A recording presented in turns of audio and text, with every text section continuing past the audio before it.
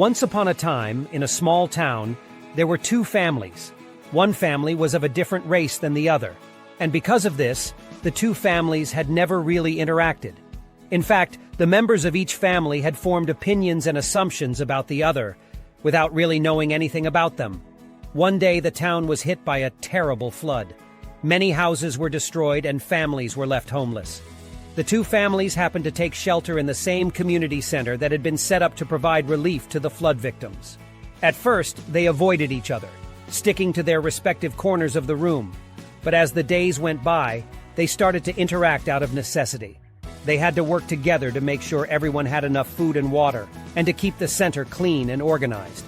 As they started to work together, they began to realize that they had a lot in common. They both loved their families, had dreams and ambitions for their lives, and had faced their share of struggles and challenges. Slowly but surely, the prejudices and assumptions they had formed about each other began to dissolve. They saw each other as individuals, rather than as members of a certain race or group. They laughed together, shared stories, and even helped each other with their respective challenges.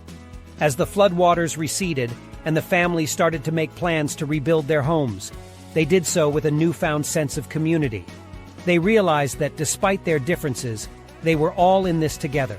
They made plans to stay in touch, to continue working together to make their town a better place for everyone, regardless of race or background. The experience taught them that prejudice and assumptions can be overcome through shared experiences and open-mindedness. They learned that embracing diversity and working together can lead to stronger and more resilient communities.